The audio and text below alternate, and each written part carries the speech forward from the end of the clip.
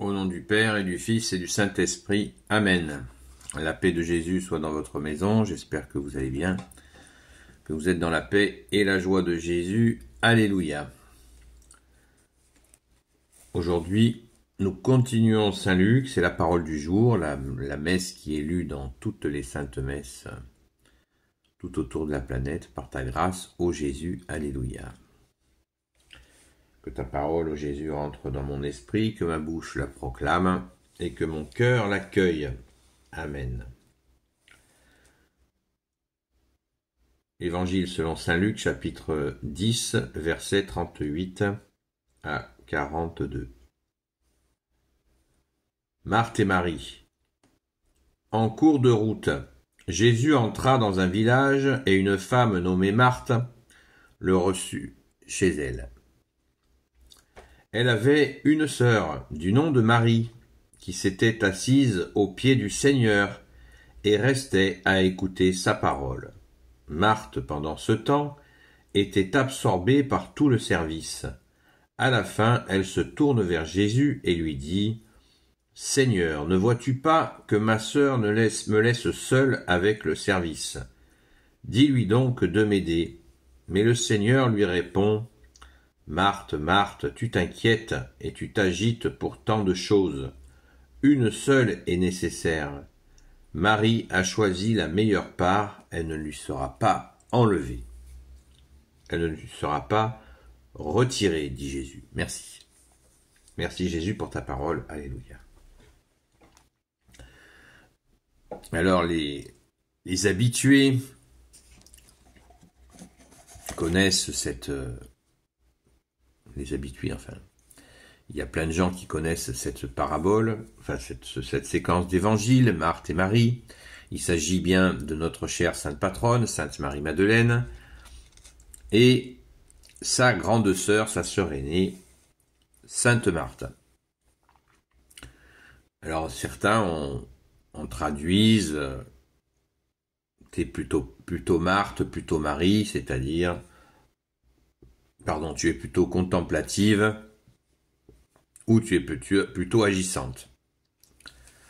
Eh bien, personnellement, je crois que là, il n'y a pas d'opposition quand on connaît le parcours des deux sœurs.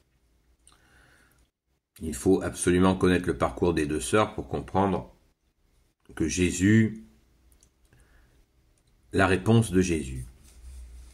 Merci bien-aimé.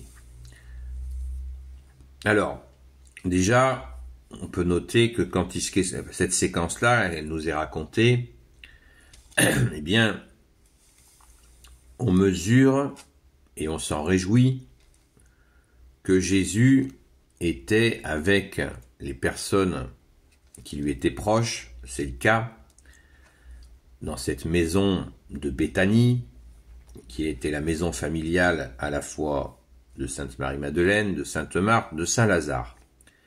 Et le papa, le père de ses enfants, n'est autre que Joseph de d'Arimathie.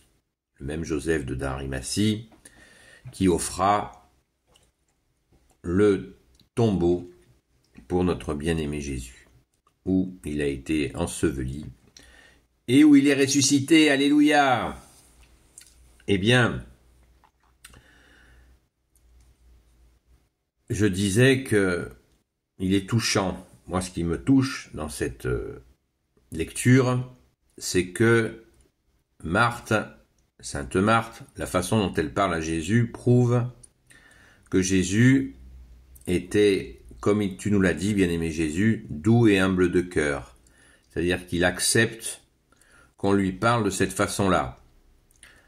C'est très familier la façon dont sainte Marthe lui parle. Pourtant, elle lui dit Seigneur, qui veut dire, les Hébreux à l'époque appelaient Seigneur Dieu. Donc, elle est consciente que Jésus est Seigneur et pourtant, elle lui parle, elle est un petit peu gonflée. Elle lui parle de cette manière-là, fais quelque chose, allez, bouge là, allez, mais bouge-toi, toi aussi, pour qu'elle me donne un coup de main. C'est quand même c'est quand même, ça montre qu'il y a une proximité, ou que Jésus se laisse ainsi traiter. Il ne recherche pas à avoir des bisous sur les mains, des prosternations, non, Jésus est doux et humble de cœur. Jésus nous dit même « Apprenez que je suis doux et humble de cœur ». Donc ça, c'est une chose qui me paraît la plus importante. Le petit coup de calcaire de Sainte Marthe, bon, il est relevé dans l'Évangile, on le lit comme tout l'Évangile avec bonheur, mais à mon humble avis, cela montre surtout ça. Et bien sûr, Jésus garde son cap, c'est-à-dire l'essentiel de l'essentiel. L'essentiel de l'essentiel, effectivement, Marie-Madeleine, Sainte Marie-Madeleine, là, elle a cet essentiel qui est de tout, que Jésus, l'amour pour Jésus passe avant tout. Voilà. L'adoration. Elle adore son Seigneur et son Dieu. C'est comme ça.